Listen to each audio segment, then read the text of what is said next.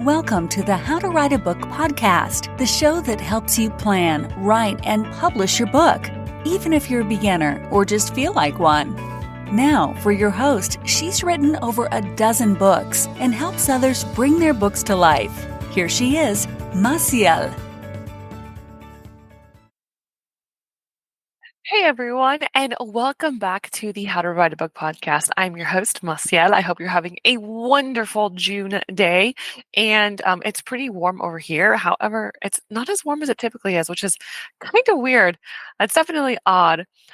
In case anyone hasn't heard yet, I've opened the hybrid publishing side of Black Hearted Story Studios. Yes. What does this mean? It means we're aiming to be, front to back. We are going to be the publisher for you. So it means to submit a manuscript, get in touch with me. You can email me or Instagram me, and let me help you share your work. So we help you with from beginning to end. So if you need help with editing, if you need cover design, marketing, it is an entire package. So now what we're doing is submit your manuscript, we'll give it a read.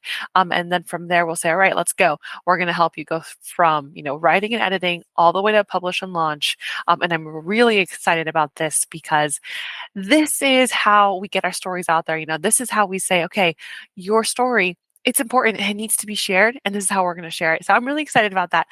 So in case you want to check that out, let me know. You can email me or find me on Instagram at Massiel Writes. All right. In this interview, I love this interview with Minnette Meador. She's lovely. Her biography is somewhere between 30 and dust. Red hair, blue eyes, 6 kids, 1 slightly used husband. This is great. Oh my gosh, you should read her bio on Amazon. She introduces herself in the show as well. But she's the author of the Centurion series, the Bell Stalker, Phantom Hearts, and so much more. It was a great episode. I think that her mindset was perfect for our show because it's about positivity and inspiration.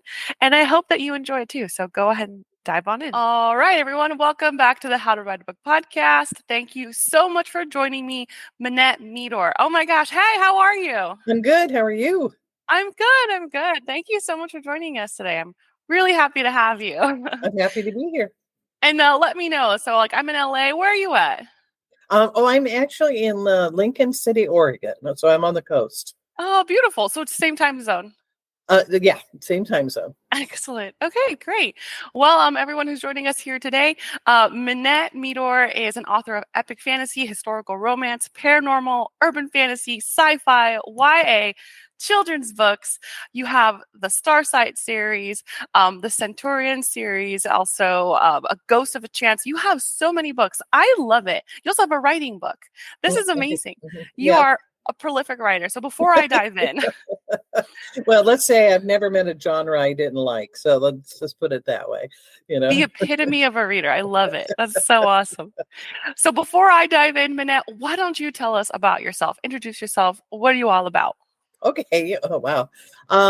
Well, I've been writing since probably about 2007. Kind of on and off. I did take a sabbatical to go work for DEQ, which was the environmental folks here in Oregon.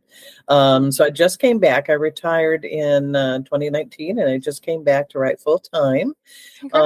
So I've been having a blast with that, and discovered Vella. So I've been doing some Kindle Vella stuff, and just trying to write my little butt off.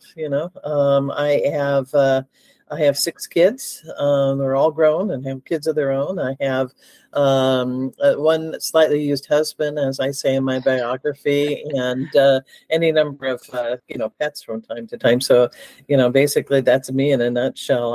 I was a singer for many, many years and an actress. So that's kind of where I came from in my background. So, that's it. That's great. I saw your bio about your 6 kids and your slightly used husband. And I was like, I have to let you say that because that's gold. That's amazing. I wouldn't be able to deliver it the same way. So, that was awesome. I'm curious. So singing and you said and acting. Yeah. What were you in? What were you on Broadway? Nothing like that.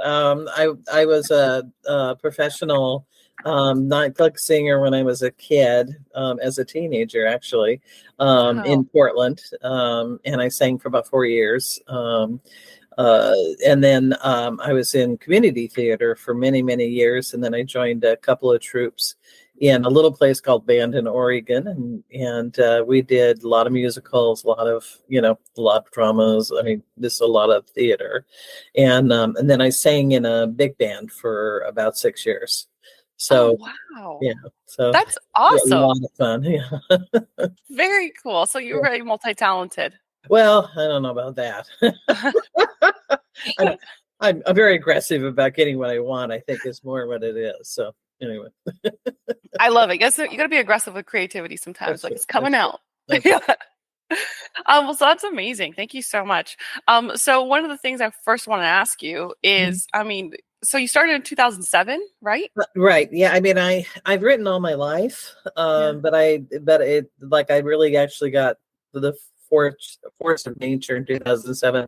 I had written a book about 20 years before when my kids were all babies, and I gave it to a writer friend of mine to look at, and she just trashed it. So I thought, well, I'm not any good, so I quit, and Oh, I shelved it.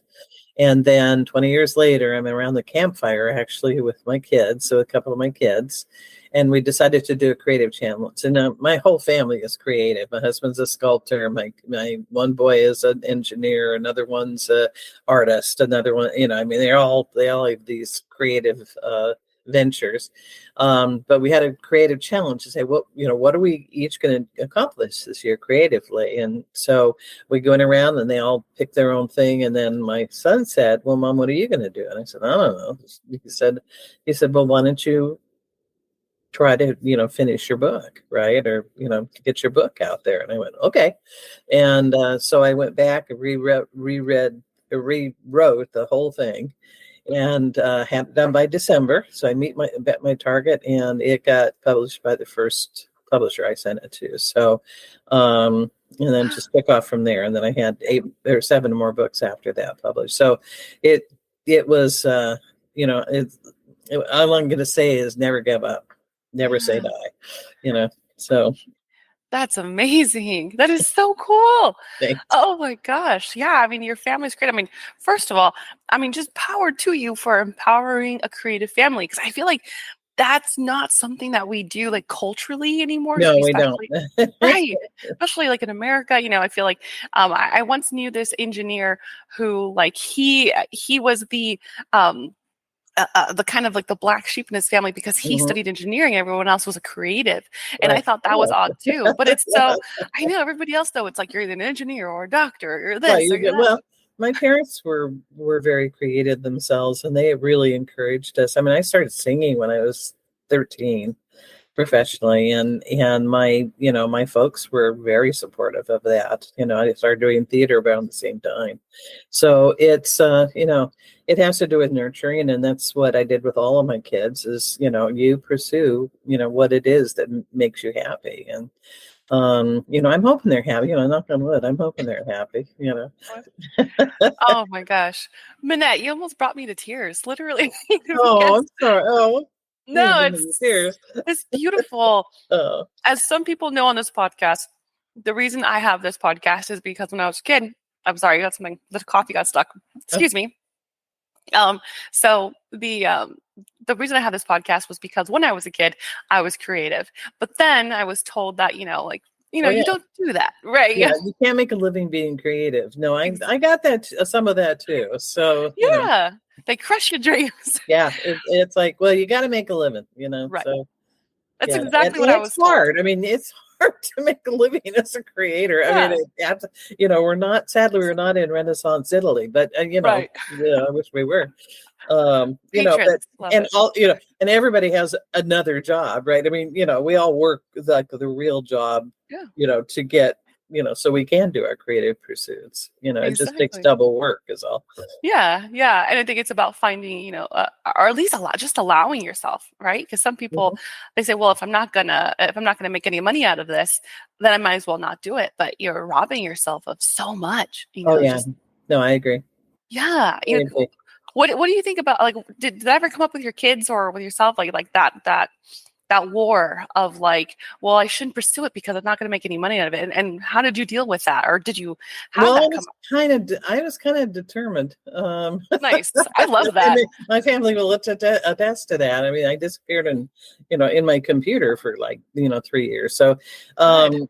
but it's a balance. So because it's like, to be creative and to create things, creating, doing the work is one thing, right? But all of us want to share our work. It's part of the whole cycle. It's not just creating the work, it's sharing the work. It's showing other people our heart, right? And if it's, even if it's only family or friends or whatever, but it takes a certain insanity to want to sell it to the public. And so I'm pretty insane, so it goes right along with it. But I always had the goal of trying to make a living. I've never made a living at it. I want to be really honest, flat out. I mean, I've never made a living on it. I don't make enough money to live on as a writer. There. But I do okay. And it's I've always had another job. I had 6 kids to support, so I've always had another job. And but you can do it. It just takes. It basically takes giving up your time. It's you're basically working 2 jobs, and it's balancing. When my kids were little and I was writing, I would, I had a pretty full day because I would, get up, work, come home, be family till 8 o'clock because they were little, right? And then from 8 to midnight, I would write. So I wrote 4 hours a day, and I was really religious about that. And I wrote a 400-page, actually 2 400-page novels. So, and Starsight was my first book. So, it just takes dedication, and that's what it takes. It isn't encouragement, it's your own dedication, to doing what you want to do and to push through when you don't want to do it, because that happens a lot. There's a lot of writer's block. There's a lot of I'd rather watch MASH, right? Or, Yeah. Right, or whatever. I'd rather watch a movie. So it does take a certain amount of dedication. And the biggest thing it takes is knowing your craft and learning, because that's the third part of the equation. Is you have to know what you're doing. So you need to seek out that knowledge. You don't just, some people are talented innately, but they still need to know how to use a comma and how to use a period and, where to make a paragraph. They need to learn their craft. Yeah. So I joined, every author's group that I could imagine and learned my craft really well. Took classes and all of that. So, that's amazing. Yeah. And my first book was my college. So what was that? My first book was my college. That was my college degree. Yeah. So. Yeah. Oh, that's amazing.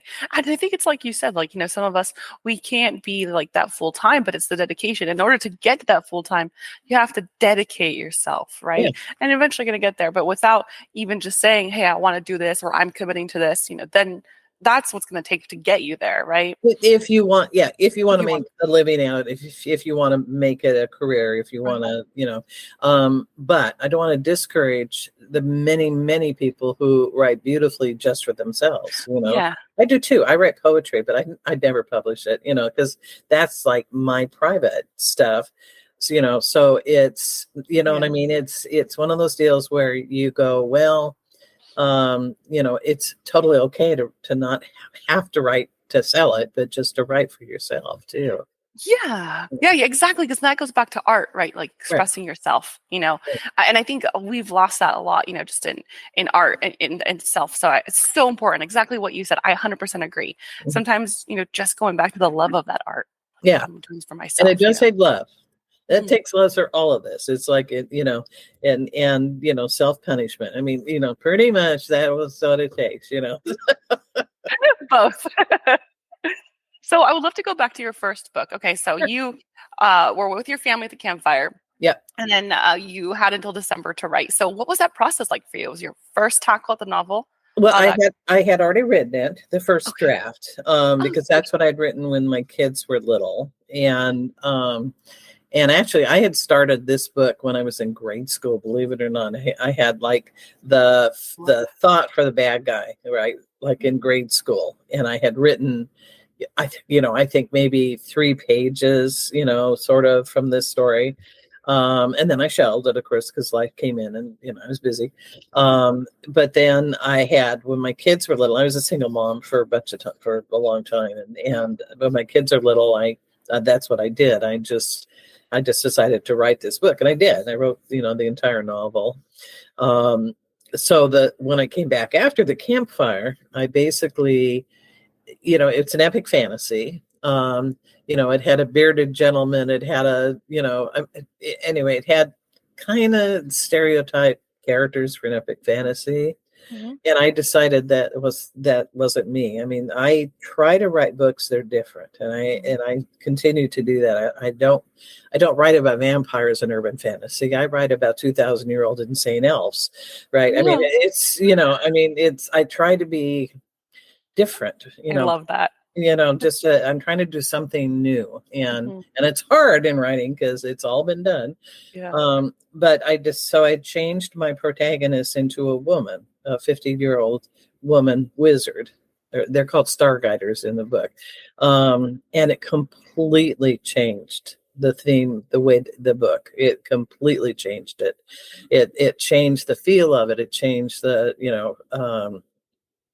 humanity of it. It was kind of interesting, right?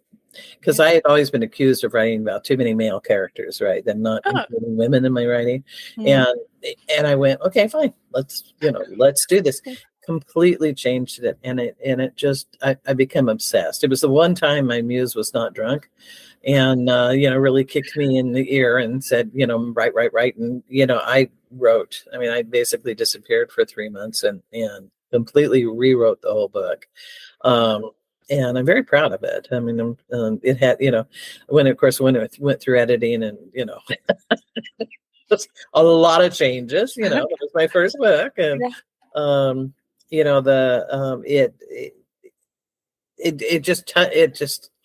it touches your heart so much more, with this sort of motherly character as the protagonist in it, and she's also very force of nature too, but it really changed the book. So I just basically nose to the grindstone sat down and wrote it, and I learned a lot. I mean, my very first editor was my mentor. I mean, she was amazing, and she taught me how to write.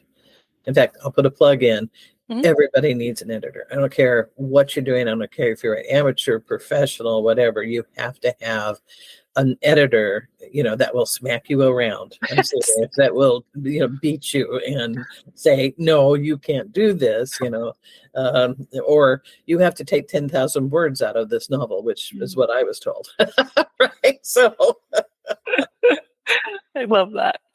My poor family didn't see me for 3 months, basically. So that is awesome. I mean, so one of the things is like, okay, let's talk really about the smackdown of the editing process. Yeah. What were you feeling? And like, because a lot of people, they might think, oh, that's it. I mean, it sucks, and instead, what pushed you to keep going forward?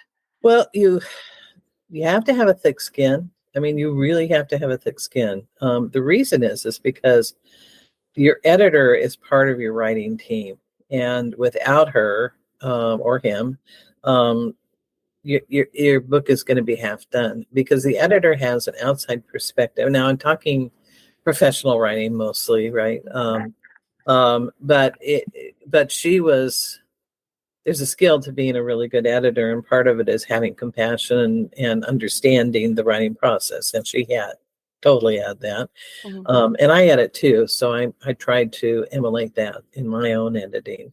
But at the same time, you have to say, here are some of the rules, that's like, if you want to get published, right, this is what editors are looking for. This is what agents are looking for. This is what publishers are looking for. And I did a lot of homework. I mean, I did a ton of homework on, what, kind of the rules. were with writing, and reading a lot of really good books, right? Which is the other side of that coin. But it, yeah, you get your jaw out of joint, you get, it's painful. I mean, it really is. Like I said, when she came back and said, "You've got to cut 10,000 words out of this book," that's a lot. Yeah. And, it was like, okay, how do I do that without losing, all this beautiful stuff? Because everything you write, of course, is beautiful, and you don't want to ever get rid of it. I feel that. But you got a red pen. I mean, you've got to make it succinct and flow, and, have the good timing, and, a whole bunch of other stuff. Again, that was my education at that time. So. That's super great. 'Cause a lot of people, I think they wouldn't push themselves that far, because out of fear or, right. And so, did you find your editor? I just assume that my publisher found publisher. Okay, my editor. Yeah, that's what I was going to assume. But you can't. I mean, there are a lot of really good editors out there. I mean, you can hire an editor. I mean, highly suggest that you go to your local book group, romance writers group, or your, mystery writers group, or whatever, your local book writing authors, and get involved in those groups, because that taught me more than anything else did. Just, I found an amazing critique partner. I found, encouragement. I had, we read chapters to each other, and I got great suggestions. And you know what I mean? It's like, it's in a way, it's a lot of community, and it's important. That's good. That's really great. Actually, I never actually thought about doing a local group. I'm always online. I was digital. And online's great, but it's like I got a little more in depth. I mean, actually joined a writing group where we critiqued each other's writing, during the class and during the process. We took chapters home and, made our suggestions to other writers, and they did the same for us. And like I said, I got some amazing feedback, but that's a little more intense. Online, I mean, unless you hire somebody to critique, write, or edit, you don't have that opportunity. But in a class, it's free. It's not free. The class costs money, but I mean, it's part of the process. Part of it. Yeah. Yeah. And then other like local book groups, like in Oregon, we have the Willamette Writers Association, which is our big group for writers. You learn what publishing is. You learn what editing is. You learn what agents do. You learn, from other writers what their journey was and what was successful and wasn't not successful. They have seminars all the time, and, classes, and, just meetings where you can just chat about stuff. So I highly recommend that. That is great. Yeah. I love that. I honestly, I never thought about that, which is so weird, but maybe because I'm so in like the digital, so that's amazing. Thank you. Yeah. It really does. And it helps you to understand your audience somewhat too, your readers somewhat too. So yeah. Very cool. One of the things I wanted to ask you, I want to talk about Starsight for a minute, and then also talk about your writer's book. Sure. So Starsight, we talked about the journey of writing it, but when you were done, please share with us, how did you feel like when you're like, it's been published, I want to talk about that. It was amazing. Well, it was a midline publisher, so it wasn't a big publisher, but it was still a midline publisher. Yeah. And when Chris called me, I was just over the moon. I mean, it was my first book, and he was, I think I'm going to say, the second person I sent it to. I think I sent it to one other person, but he was very excited about it, and I was really excited about it. I mean, I can't even begin to describe to you what it is to hold a paperback book in your hand once it's published. I mean, you're just over the moon, So, in fact, I have one. Hang on. And is Chris your agent? No, he was the publisher. Oh, amazing! So that is gorgeous. And my my son did the cover for it. He's an artist, and so He did that. That's I know it's backwards, but that's okay. no, totally. It's beautiful. It is beautiful. Oh my gosh! And how thick Anyway, is it? Yeah. Oh yeah. it's a big book. That's a good one. Yeah, That's a thick one. I like it. It's got 400 pages in it, so it's a pretty big book. Amazing. So sorry, my little cabinet's gonna open here. That's all right. No, totally okay. Yeah, Did you guys have like a party? What did you do to celebrate? I don't know that we had a party because I was actually trying to get the second book done. Oh. Hang on a second. Yes, on to the next one. my little covenant is staying. There. Hang on. Sorry about that. No, you're great. Not staying open. Closed.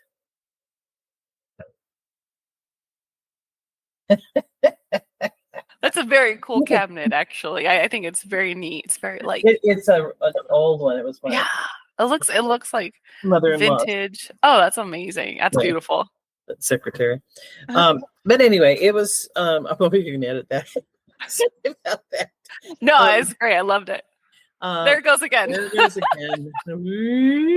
It's okay. It's fine. So many of the I mean, I screamed, I think, for 2 days, and I think that happened. And I think we may have gone out to dinner or something. I don't know if we celebrated, but again, I was on it's a 2-book, it's a duology, so there's 2 books in this series, and he bought both of them.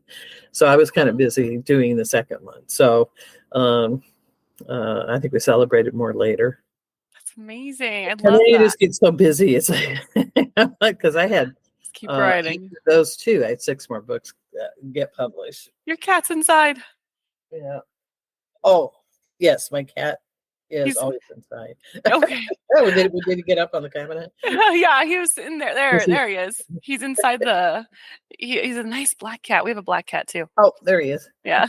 I should have just left him in there. I know. So, one of the other questions I wanted to ask you. Well, actually, I mean, I have many questions, but this next one was about your writer's toolkit, or your nonfiction book. Can you tell me a little bit more about that? Yeah, it's called Writers, Tips, Tricks, and Traumas, and it actually was started as a group in Facebook. Oh, nice. And I, over the years, I've kind of kept track of all of the things that I've learned. And I had a whole resource page on my blog that had all of these tools in it. And there were a lot of them. And I thought I'd just go ahead and get them, put in a book for people and just charge 99 cents for it. And then they could use it or not. And there's a lot of stuff in there. There's a lot of different things. So one of the things that I did was I wrote a urban fantasy that has a murder investigation in the middle of it. So it's kind of like a procedural and an urban fantasy. But I spent 3 days with the homicide department in Portland, learning how they do an investigation, right? And I had written a series of articles about that. And then I also spent a couple of days with the police department on the street to do for another book, right? So I had done all of this research and interviews, and I had all this material. And so I just went ahead and I wrote several articles about it. So that's in the book. I also did presentation about writing, quote unquote, between the sheets, which is about writing romance or sex scenes in romance novels. And, but also, that talked a lot about how you show, don't tell. So like in writing, you want to show what their emotion is. You want to say, I'm feeling angry, right? You want to show they're angry. So there's a whole many page list of what are called body cues. So the body cues are when, you probably know what they are, but they're basically when somebody's angry, so they fold their arms, for example. That's a body cue. Or if they're thinking, and they put their like hand on their chin, and right. There's hundreds of them, right? Of these, all those the micro the micro expressions that we have. So there's a lot about how to use body cues, how to use micro expressions, how to use different things in your writing to be able to show what's going on instead of telling, right? Mm-hmm. And then there's just a lot of articles about different aspects of writing. I use, and also the techniques that I use OneNote, right, to outline all of my books. And and I used to be a pantster, and now I'm a plotter. I mean, it's just easier for me to plot it and do a chapter synopsis and then just write it than it used to be pantster, because I had to do too much thinking. So I do it that front right now, and then I get it all written down. So it's got a lot of that kind of stuff, and then articles from that other people have shared with me, and links, and a bunch of other stuff. So it was just kind of me kind of dumping all of my knowledge into a little novella that hopefully will help some other writers. But it's like a fast thing, like you can just look something up, you know what I mean? It's not like page after page of dialogue. It just said, okay, here's a list of cues, right? Use these, right? Or here's an investigator. Here's how to contact the police if you want to do an investigation, or the fire department, or because I'm a big believer in research. I mean, because I wrote a whole series about ancient Roman Britannia, so I'm really, really good at research. So how to delve into the research and get sort of inundated with it, so you get not just the context but the feel and the emotions and stuff around it, the kind of the spiritual, I don't know what you call it, just the make so your scene feels like you're actually in a police station. So and I hope it works. I mean, a lot of people have said they feel like they're actually there, so I'm hoping it works. Yeah. No, it's great. I mean, it's immersing the reader, right? Like really trying to suck them in, bring them down. Exactly. Yeah, and that's to me is really important. I want to, from line one in a book all the way through, I want them completely sucked into the story. I want them to feel like they're standing in the room watching the story.